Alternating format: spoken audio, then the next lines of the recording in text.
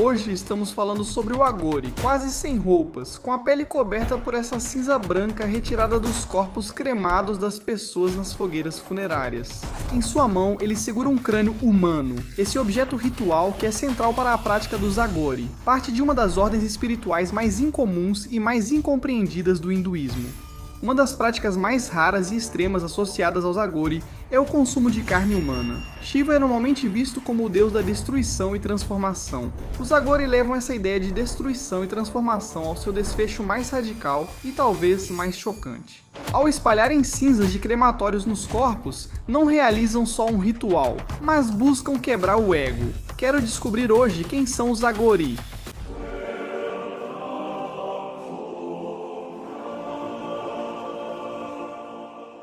Olá pessoal, bem-vindos de volta ao acampamento da religião. Sou Mark Gagnon, obrigado por estarem na minha barraca, onde todo domingo exploramos as histórias mais interessantes, fascinantes e polêmicas de todas as religiões, de todas as crenças, tradições e filosofias divinas de todo o mundo, ao longo de todas as eras. Como sempre, estou acompanhado de um grande amigo meu. Quem está conosco hoje? Ô Gabe, como você está, meu amigo? Não, querido cara, ninguém. Olha, é legal conversar com você, tá? Mas a gente não tem tempo pra ficar todo dia indo e voltando assim, porque hoje nós vamos falar sobre os Agori. Agora, se você nunca ouviu falar dos Agori, é algo bem fascinante, eu diria. É um subgrupo religioso presente no sul da Ásia, especialmente na Índia. A história deles é notável. Talvez você já tenha visto esses caras. Se não, imagine isso. Você está só relaxando, sabe? Tá lá na Índia, em um antigo valezinho em Varanasi, que é uma cidade pequena na Índia.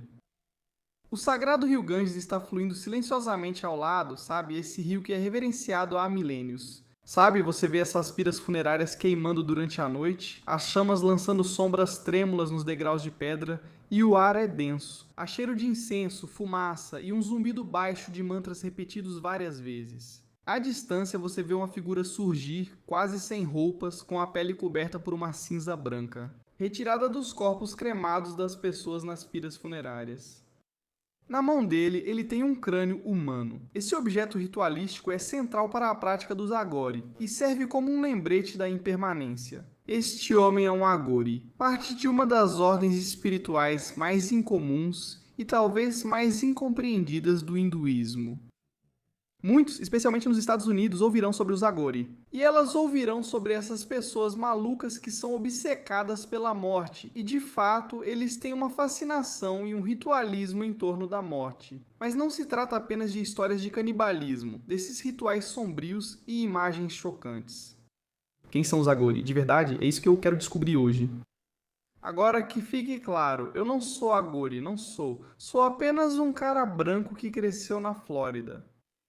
Eu nem sou hindu, nem sou indiano. Então, se eu deixar passar alguma coisa neste episódio ou falar algo errado, peço desculpas desde já. Fique à vontade para deixar um comentário aí embaixo. Não sei se muitos Agoris vão assistir isso. Se estiverem aí, um salve para vocês, homenageando os amigos que já se foram. E é isso, me digam o que vocês acham. Então, de onde vêm os Agori? Certo, as raízes deles remontam profundamente às antigas tradições hindus, especificamente na adoração de Shiva em suas formas mais ferozes. Então precisamos voltar aos caminhos históricos e espirituais que moldam como essa seita vê o mundo, agora. Claro, a dedicação a Shiva, você sabe, vai fazer mais sentido daqui a pouco, mas é importante lembrar disso. Você sabe, obviamente, dependendo da filosofia do hinduísmo, Shiva é normalmente visto como o deus da destruição e transformação. Então, os Agori, como resultado, estão levando essa ideia de destruição e transformação ao seu, você sabe, talvez ao seu extremo mais radical ou talvez ao mais chocante. Então, a tradição Agori se torna clara no chamado período moderno inicial. Basicamente no século 17 anos 1600, especificamente em uma cidade chamada Varanasi. E a tradição tira grande parte de sua inspiração de seitas anteriores ligadas a Shiva. Você sabe, como os Kapalikas, que eram conhecidos por meditar em campos de cremação e usar crânios humanos, você sabe em seus rituais. Então tanto os Kapalikas quanto os Agori reverenciam Shiva. Você sabe, esse aspecto feroz, você sabe, transformador do divino. Você sabe que normalmente está ligado à destruição e que através da morte vem uma nova vida. Então, a palavra Agori em si vem da palavra sânscrita que significa Você sabe, a palavra agora, que se traduz como não temível ou não terrível. Essa é basicamente a tradução mais próxima. Tipo, você sabe, nada a ser temido ou algo nesse sentido. Isso reflete meio que a crença que eles geralmente têm de que nada na existência é realmente, você sabe, digno de ser temido. Sabe, talvez o próprio Deus, mas não há nada que seja realmente impuro ou realmente terrível, porque todas as coisas são expressões do divino. O que outros acham assustador, os Agori consideram sagrado. Então Babakinaran é uma figura central na história dos Agoris. Ele é acreditado por reunir essa seita no século XVII em Varanasi e estabelecer basicamente criar o principal monastério deles. Você sabe, o Kinaran-Sital, que continua sendo um centro importante para os praticantes Agori até os dias de hoje. E os ensinamentos dele continuam a guiar os Agores em suas crenças e práticas, e tem feito isso desde então. Ele começou tudo isso, então, sabe, a abordagem de Kinaran foi bastante ousada entre os ascetas hindus, e obviamente existem muitos, sendo os Agori apenas um entre vários. Então, enquanto muitos buscavam algum tipo de pureza espiritual através da disciplina, do jejum ou de diretrizes alimentares rigorosas, ele ensinava que a verdadeira liberdade vem de abraçar todas as partes da vida, sabe? O nascimento, mas também a morte, a decomposição e até alguns tabus sociais. Então, a filosofia dele combinava o não-dualismo do Advaita Vedanta com práticas tântricas, focando na unidade que conecta todas as coisas. Os Agoris foram bastante influenciados pelas tradições tântricas, especialmente pelo caminho da mão esquerda, o Vamakata. E isso inclui práticas como comer carne ou potencialmente beber álcool, ou realizar cerimônias nesses locais de cremação. Então, para os Agores, esses não são atos de indulgência, mas novamente apenas exercícios espirituais destinados a quebrar barreiras sociais e mentais. Então, ao se colocar nessas situações socialmente impuras, você consegue exercitar seu espírito. Vamos explicar o que isso realmente significa. Porém, ao longo da história, os Agoris foram frequentemente marginalizados pela sociedade devido às suas práticas. Quero dizer, para a sociedade em geral, isso era uma loucura. Então, eles sobreviveram principalmente, você sabe, em pequenas comunidades isoladas, perto desses locais de cremação e desses locais de peregrinação, mantendo-se em número bem reduzido e vivendo a parte da sociedade hindu majoritária. Mas você sabe, durante o domínio colonial britânico, os Agori despertaram, sabe, certa fascinação nos britânicos, mas também muito medo nos oficiais, e você sabe, nos estudiosos. Isso levou alguns deles até lá, resultando nos primeiros registros escritos sobre eles. Esses relatos geralmente focavam no que era mais chocante. Nas partes mais radicais da vida dos Agori, ignorando a filosofia central da tradição, um padrão claro se repete em sua história. Alguns poucos praticantes dedicados escolhem abraçar o que a sociedade rejeita, buscando essa verdade espiritual ao encarar diretamente a realidade mais dura da vida, que no final das contas, todos nós vamos morrer. A sobrevivência deles, mesmo sendo marginalizados socialmente, mostra a força dessa crença.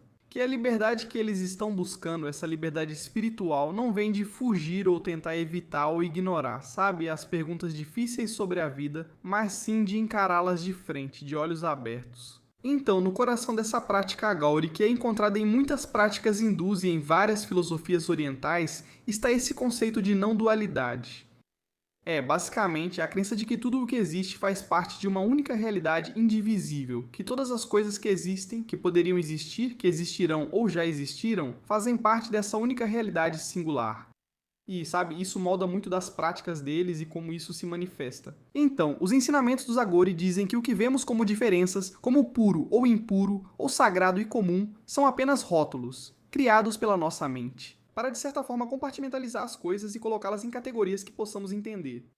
No entanto, o caminho deles consiste em derrubar o que eles veem como barreiras mentais para que possam enxergar a unidade que conecta toda a vida humana. E essa crença ganha vida na devoção deles a Shiva como Bhairava, que é o aspecto transformador, uma face mais feroz do divino. Então, nas histórias, Bhairava vive em campos de cremação e frequentemente usa lembranças da morte. Então, para os Aguris, Bhairava detém o poder, para ajudá-los a superar o medo da morte e abrir mão do ego. Isso acabará levando a maior transformação espiritual. Então, o Bhairava mostra a eles que criação e destruição são apenas dois lados da mesma moeda. Assim como a vida surge da morte, a liberdade espiritual vem da dissolução do ego, uma jornada refletida no profundo respeito deles pela forma aterrorizante de Bhairava. Quero dizer, esse termo morte do ego e o que vem depois da morte é um renascimento ou uma transformação. Então agora, de toda a morte do ego, há um renascimento do ego. Para os Agures, o campo de cremação é onde a verdade não pode ser ignorada. Você se confunde confrontado com a realidade mais dura da existência. Lá, todas as identidades e status sociais desaparecem e a realidade da impermanência se impõe a você. Então, nesse tipo de espaço intermediário, os papéis e rótulos da sociedade desaparecem. Isso os lembra de que estamos aqui por um tempo limitado e que todas as coisas são temporárias. E eles escolhem viver nos terrenos de cremação, não para chocar as pessoas ou para serem radicais, mas para fundamentar sua prática espiritual. Em um lugar onde a fragilidade da vida está ao seu redor, é impossível esquecer. E o crânio humano, ou cápala, como eles chamam, usado nos rituais Agori, não é apenas um símbolo da morte, é um objeto de reflexão. E isso os faz lembrar que a identidade é temporária.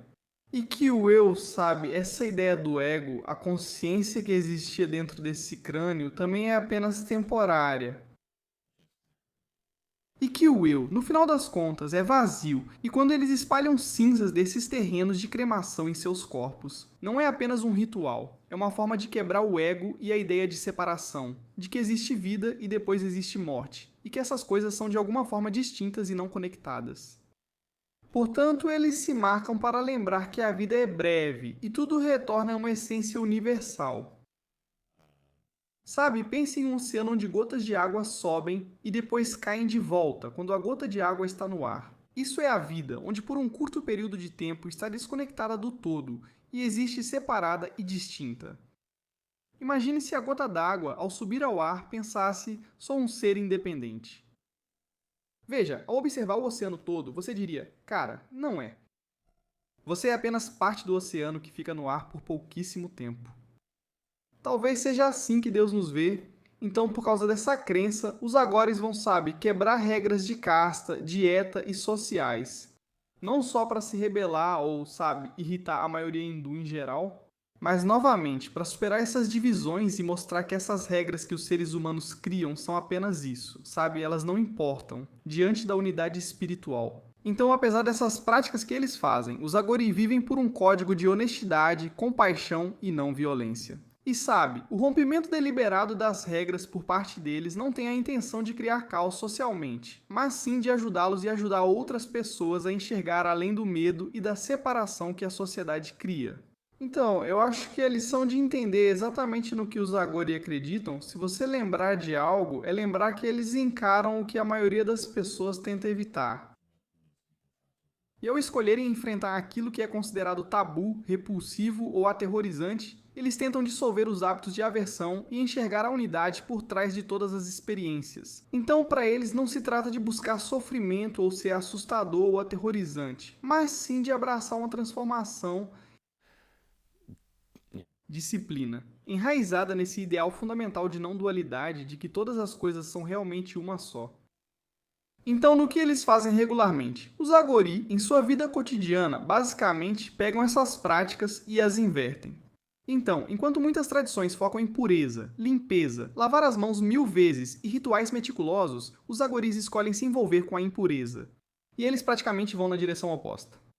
Então, ao amanhecer, muitos Agoris começam o dia nos terrenos de cremação, usando esse espaço para meditar. Eles estão cercados por cinzas e por esse lembrete constante da morte.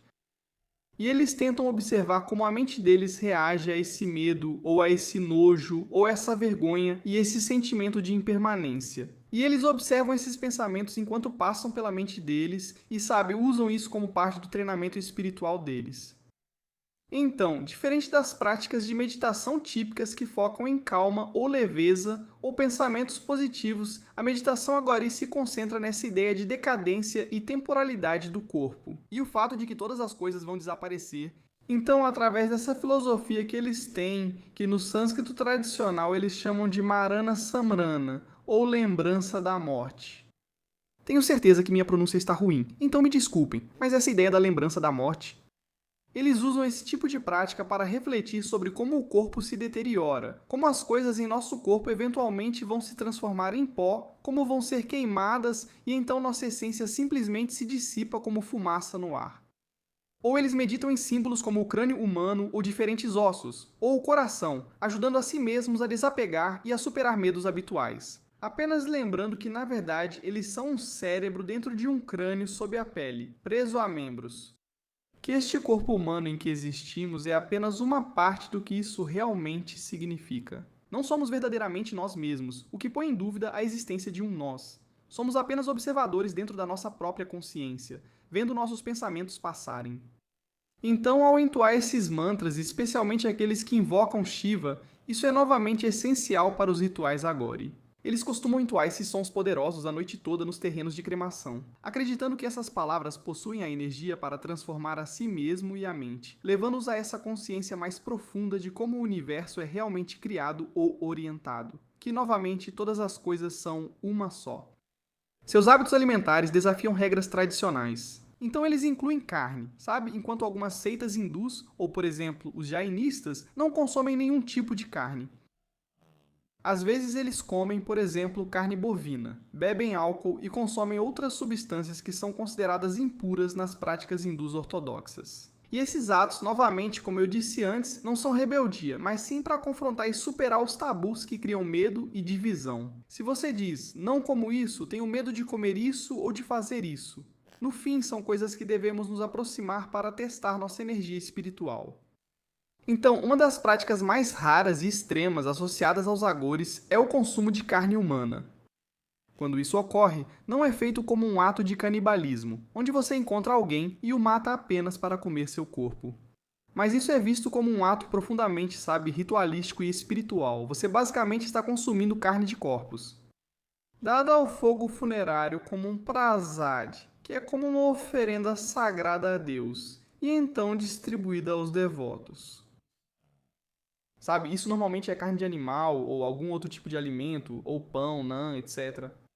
E às vezes corpos humanos. E essa prática tem como objetivo destruir completamente a aversão e afirmar que toda a existência está unida. É basicamente a expressão mais radical dessa ideia de não dualidade, enfrentando o que nos causa repulsa.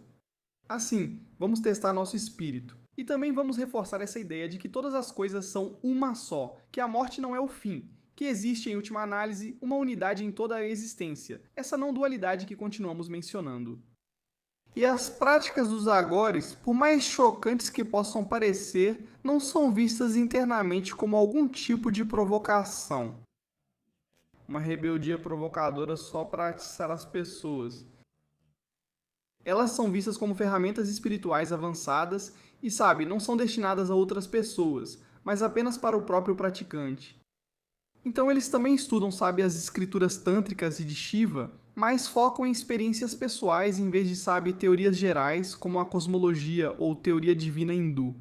Então, o que eles aprendem nos textos é constantemente testado e aprofundado através da experiência vivida, das coisas que fazem todos os dias, essa prática espiritual direta.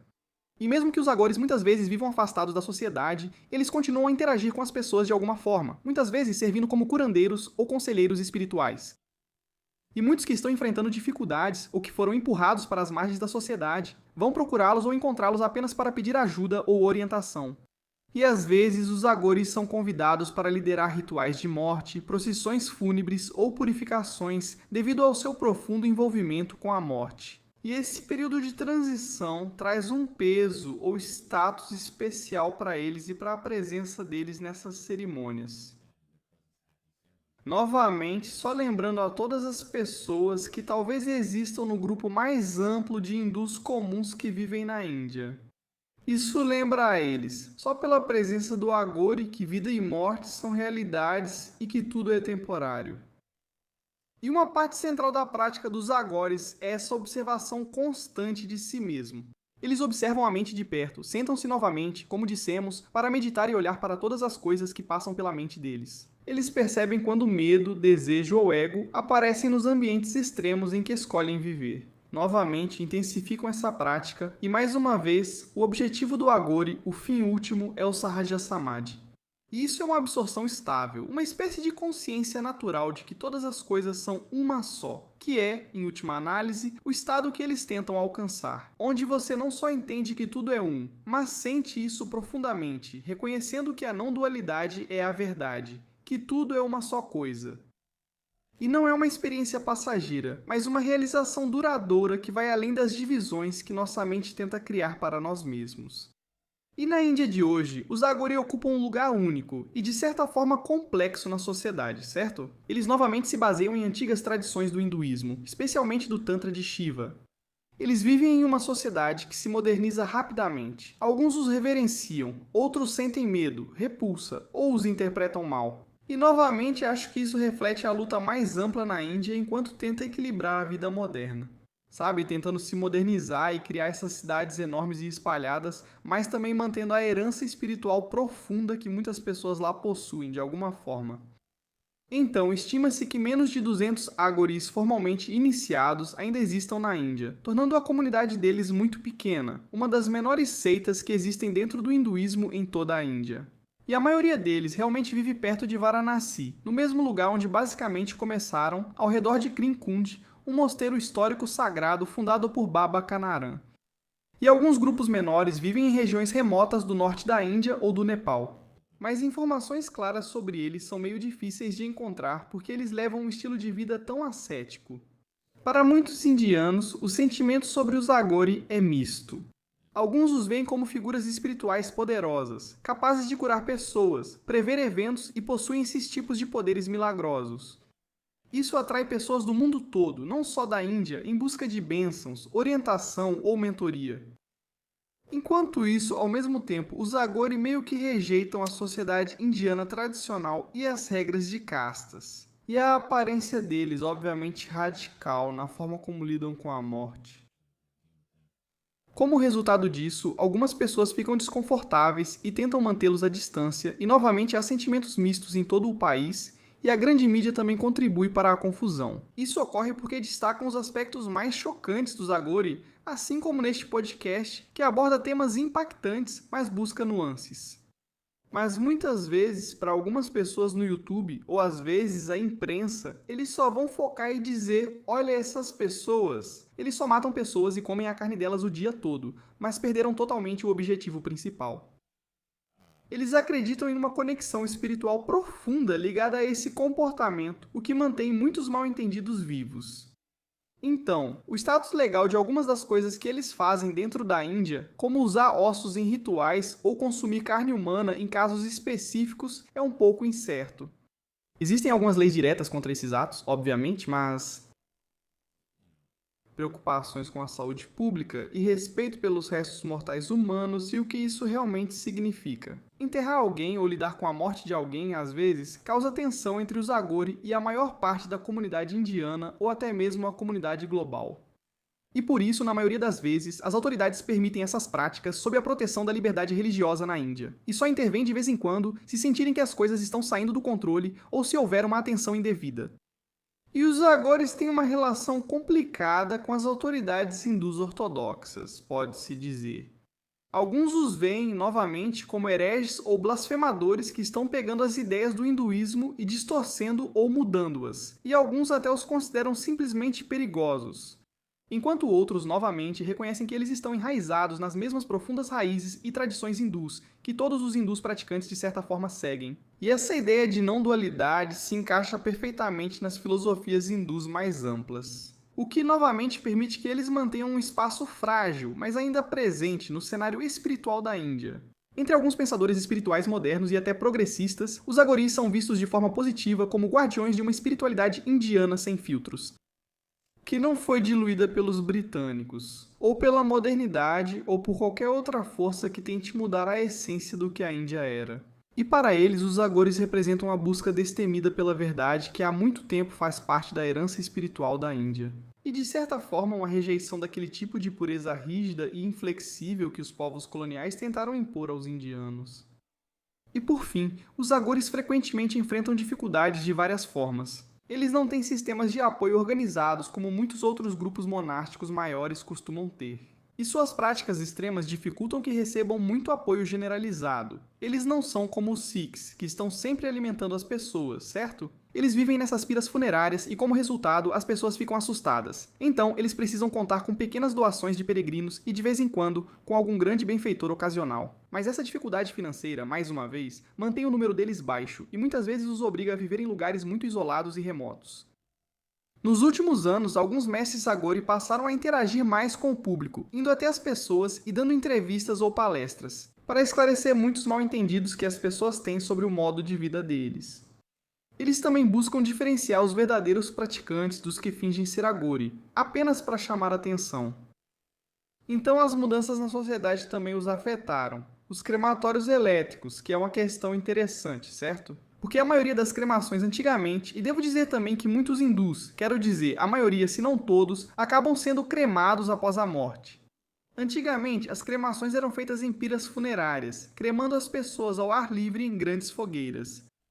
No entanto, agora existem dispositivos elétricos de cremação, e a expansão urbana toma conta de áreas inteiras e grandes extensões de terra, onde essas piras funerárias costumavam ficar, e como resultado, os terrenos de cremação que antes eram vastos, espalhados com diferentes fogueiras, agora estão mudando. E isso forçou algumas comunidades Agori a se mudarem, ou encontrar novos lugares, e depois encontrar novos lugares de novo, e potencialmente até mesmo encontrar lugares totalmente novos, você sabe, até mesmo novos países. Talvez ir para o Nepal apenas para manter seu estilo de vida e rituais.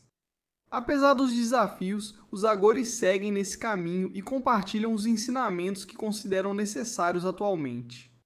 E novamente, se há algo a levar disso, a mensagem central é que a liberdade vem de enfrentar o que você mais teme e as verdades mais profundas da vida. E ao entender que todas as coisas são uma só, e novamente, acho que essa ideia ressoa com muitos buscadores e pessoas ao redor do mundo que estão procurando um caminho além dos modelos religiosos convencionais e tradicionais. E eu não sei. Acho interessante porque os Agori novamente têm uma certa fixação com a morte, de maneiras que aterrorizam o resto do mundo.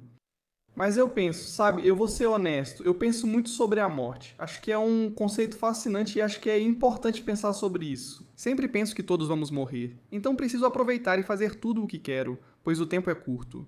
Eu provavelmente deveria passar mais tempo com a minha família. Deveria ver mais o meu filho, sabe? Eu deveria, sabe, fazer todas as coisas que sempre quis fazer, que eu tive medo de fazer porque o tempo que a gente tem é tão curto. De certa forma, a filosofia Agori vive em mim. E talvez eu tenha isso até mesmo dos monges cristãos medievais, que praticavam essa ideia do memento mori, que talvez você já tenha ouvido falar, que é, sabe, memento significa lembrar e mori significa morte. Então, sabe, lembre-se de que você vai morrer. E essa era uma filosofia cristã que, sabe, era usada e meditada pelos monges cristãos. E mantendo, sabe, crânios por perto, ou esqueletos como símbolos da impermanência. De certa forma, esses cristãos também estão participando da mesma filosofia que os Agori levam ao extremo. Então você teria criptas capuchinhas em Roma que eram preenchidas com ossos humanos, e na verdade existem igrejas que você pode ver que são feitas puramente de ossos humanos. E as catacumbas de Paris, onde há esses caminhos extensos, cheios de crânios humanos, esqueletos, fêmures e braços, todos dispostos ali. Novamente, isso serve como um lembrete visual da mortalidade. Assim como a presença dos Agores nesses terrenos de cremação os ajudava a confrontar a verdade da impermanência. Então, os Padres do Deserto, na verdade, eu estava conversando com Matt McCusker sobre esses caras. Esses são, novamente, as setas cristãos primitivos que vagavam por aí. Removiam toda a obsessão material e tentavam se aproximar mais do Pai. E eles escolheram viver sozinhos em cavernas, se afastando da sociedade, assim como os Agori fizeram. E para ambos, a profunda mudança espiritual vem de entrar no desconforto e deixar para trás o conforto, a conveniência e as distrações do mundo. Focar somente em Deus, que é o mais importante. Quero dizer, até mesmo Sêneca e Epicteto, os antigos filósofos estoicos da Grécia, ensinavam que pensar sobre a morte e a impermanência pode ajudar as pessoas a crescer em sabedoria e se libertar do apego. Tanto os estoicos quanto os Agori veem o medo da dor e da perda como uma barreira que impede o crescimento espiritual. E eu tenho quase certeza disso. Até mesmo monges budistas tibetanos meditam basicamente em cemitérios para mais uma vez refletir sobre essa noção da impermanência da vida. E você sabe, o ensinamento tibetano sobre o bardo, ou o estado entre a morte e o nascimento, é baseado nessa ideia de que encarar a morte com consciência é um caminho para a liberdade espiritual suprema, para escapar do sansara cotidiano em que vivemos, da correria do dia a dia. Isso é a iluminação. E novamente, isso se alinha muito com os Agori. E há até mesmo, você sabe, antigos xamãs que incluíam a morte em seus rituais, o que, mais uma vez, é muito próximo dos Agori. Quero dizer, até mesmo você poderia dizer o trabalho de Carl Jung, esse trabalho com a sombra, essa ideia do lado sombrio que existe dentro de todos os seres humanos. Essa filosofia incentiva as pessoas a enfrentarem partes de si que normalmente evitariam, como a essência sombria presente em todos. É algo sobre o qual a maioria das pessoas não quer pensar. Mas, novamente, até essa ideia de encarar aquilo que você mais teme reflete a crença dos Agori na transformação através do confronto, e novas pesquisas, até mesmo sobre terapia psicodélica, também mostram como enfrentar o desconforto psicológico pode trazer cura. Este é um processo com o qual acredito que todo praticante Agori concordaria. Resumindo, todas essas tradições apontam que o crescimento espiritual surge ao enfrentar o medo e não fugir da realidade da vida. No fim, a morte é inevitável. Seja em um campo de cremação indiano, em uma ermida cristã, em um mosteiro ou até mesmo em uma aula de filosofia. A relação entre Carl Jung, o foco dos Agori na não-dualidade e diversas tradições místicas é clara, certo? Como as de Meister Eckhart, que falava sobre ir além das categorias mentais para experimentar essa realidade unificada. A filosofia Advaita Vedanta, que molda muito do ensinamento dos Agori, como mencionei antes, também influenciou muitos buscadores espirituais ocidentais e professores dessas ideias. Sob essa perspectiva, os Agori integram uma jornada humana maior, que eles estão apenas começando a descobrir. O que muitos estudiosos e filósofos diferentes já, ou melhor dizendo, também perceberam, é que todas as coisas são uma só. E confronte aquilo que mais te amedronta ou que mais te assusta. Em várias culturas e épocas, as pessoas chegaram à mesma conclusão. Podemos olhar para os Agori e dizer, o que fazem é loucura. Mas a filosofia por trás disso, pode-se dizer, existe em quase todas as religiões que existem. E os Agori nos mostram que a verdadeira liberdade vem de enfrentar aquilo que tememos. E ao cruzar os limites de pureza, casta e regras sociais, os Agori podem mais uma vez ilustrar isso. Essas divisões são criadas pela sociedade.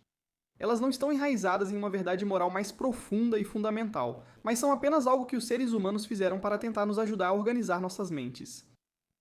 E a aceitação ousada da divindade em todos os aspectos da vida deles, mesmo naquilo que algumas pessoas veem como impuro, eles dizem, não, isso também é divino, porque faz parte da mesma realidade única. Eu acho que isso pode nos ensinar a permanecer abertos e a reconhecer isso.